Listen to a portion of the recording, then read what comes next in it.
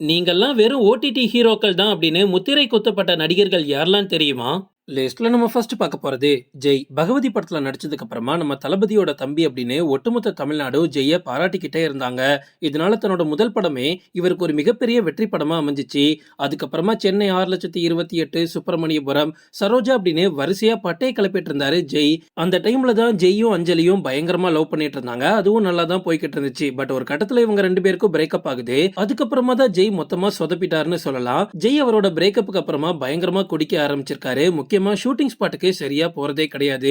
ஒரு படத்துக்கு டேட் கொடுத்துக்கிட்டு சரியா அந்த படத்தை முடிச்சு கொடுக்கறதே கிடையாது. அதனால ஜெய் மேல நிறைய குற்றச்சாட்டுகள் தொடர்ந்து வந்துகிட்டே இருந்துச்சு. ஒரு கட்டத்துல ப்ரொடியூசர்ஸ் எல்லாருமே பயங்கர காண்டாகி ஜெய்யை எந்த ஒரு படத்துலயும் கமிட் பண்ணவே இல்ல. அவருக்கு வாய்ப்பு கொடுக்கறதுக்கே யாரும் ரெடியா இல்ல. அப்பதான் அவர் நம்ம ஏன் சீரிஸ் நடிக்க கூடாதுன்னு ஒரு முடிவுல லேபிள் அப்படின்ற சீரிஸ்ல நடிச்சாரு. அது ஹாட்ஸ்டார் ஓடிடி பிளாட்ஃபார்ம்ல இருக்கு. இந்த சீரிஸ் நமக்கு ஒரு மிகப்பெரிய திருப்பு முனையா இருக்கும் அப்படின்னு அவர் நம்பி நடிச்சாரு. பட் ஜெய்யோட கெரியர்ல எந்த ஒரு மாற்றமும் இல்ல. லிஸ்ட்ல நம்ம அடுத்து பார்க்க போறது வெற்றி. வெற்றின்னு ஒரு ஹீரோ நம்ம தமிழ் சினிமாவில் இருக்காரு அப்படின்னு நிறைய பேருக்கு தெரியாது. ஆனா 8 தோட்டாக்கள் படம் கண்டிப்பா எல்லாருக்குமே தெரிஞ்சிருக்கும். நம்ம தமிழ்ல இறங்கின ஒரு தரமான படம் அது. அந்த படத்துக்கு அப்புறமா தன்னோட சொந்த குடும்ப தயாரிப்பு படங்கள்ல தான் அதிகமா நடிச்சுட்டு வந்தாரு வெற்றி. வெற்றி வந்து ஜிவி அப்படின்ற ஒரு த்ரில்லர் படத்துல நடிச்சாரு. அந்த படத்துக்கு அப்புறமா வெற்றி நடிச்ச எல்லா படங்களுமே ஓடிடில மட்டும்தான் ரிலீஸ் ஆச்சு. கூடவே சீரீஸ்லயும் நடிச்சிட்டு இருந்தாரு.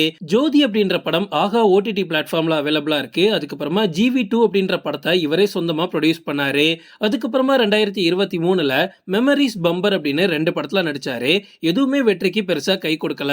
லிஸ்ட்ல நம்ம அடுத்து பார்க்க போறது சந்தோஷ் பிரதாப். கதை, திரைக்கதை, வசனம், இயக்கம் அப்படின்ற படத்தின் மூலமா தமிழ் சினிமாவுக்கு அறிமுகமானவர் தான் இந்த சந்தோஷ் பிரதாப். இவருக்கு வரிசையா நிறைய பட வாய்ப்புகள் கிடைச்சிருந்தாலுமே சொல்லிக்கிற மாதிரி இவருக்கு எந்த ஒரு கதாபாத்திரமும் அமையல.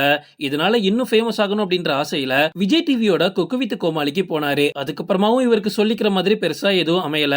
தியேட்டரிக்கல் ரிலீஸ் தான் வேணும்னு அடம்பிடிச்சா எதுவுமே கிடைக்காம போயிரும் அப்படின்னு ஓடிடில ரிலீஸ் ஆனாலும் பரவாயில்ல அப்படின்னு வெப் சீரிஸ்லயும் சின்ன சின்ன படங்களையும் நடிக்க ஆரம்பிச்சிருக்காரு சந்தோஷ் பிரதாப். அருள்நிதி கூட இவர் கழுவேத்தி மூர்க்கன் அப்படின்ற ஒரு படத்துல நடிச்சாரு. அதுவுமே சரியா போகல.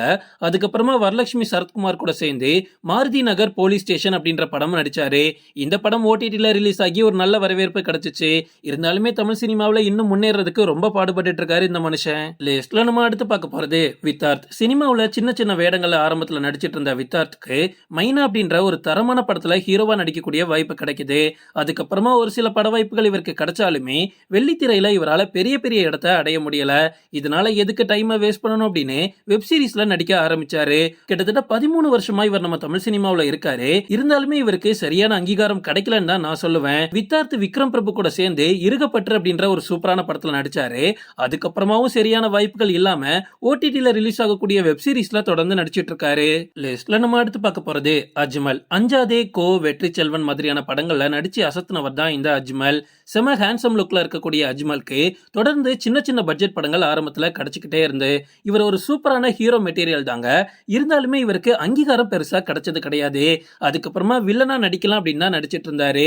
அங்கேயும் சரியான பட வாய்ப்புகள் கடைசியில அமையாம டைமை வேஸ்ட் பண்ண வேண்டாம் அப்படின்னு ஒரு ஓடிடி ஹீரோவாவே மாறிட்டாரு. இவர் நடிச்ச கிரைம் த்ரில்லர் படமான தீர்க்கதரிசி பார்த்திருக்கீங்களா? இது ஓடிடில தான் ரிலீஸ் ஆச்சு. அதுக்கப்புறமா தான் அவருக்கு கோட் படத்துல நடிக்கக்கூடிய வாய்ப்பே கிடைச்சிச்சு. அதை பயன்படுத்திக்கிட்டாரு. இருந்தாலுமே அதுக்கப்புறம் எந்த ஒரு முன்னேற்றமும் இல்ல. லிஸ்ட்ல நம்ம அடுத்து பார்க்க போறது நவ்தீப். தமிழ்ல மட்டும் இல்ல தெலுங்குலயுமே ஒரு யங் ஆக்டரா இவர் கலக்கிட்டு இருந்தாரு. நம்ம தமிழ் சினிமாவில் ஆர்யா கூட அறிந்தும் அறியாமலும் அப்படின்ற படத்தின் மூலமா அறிமுகமானாரு. அதுக்கப்புறமா பட வாய்ப்புகள் எதுவுமே கிடைக்காம வெப் சீரிஸ் பக்கம் திரும்பிட்டாரு. நவ்தீப் மற்றும் பிந்து மாதவி நடிச்ச நியூசன்ஸ் அப்படின்ற தெலுங்கு வெப் சீரிஸ் ரிலீஸ் ஆகி ரசிகர்கள் மத்தியில ஒரு நல்ல வரவேற்பா வாங்கிச்சு. ஓகே ஃப்ரெண்ட்ஸ், இதோட நான் இந்த வீடியோ முடிச்சுக்கிறேன். இன்னொரு இன்ட்ரெஸ்டிங்கான வீடியோல நம்ம சந்திக்கலாம். Stay tuned.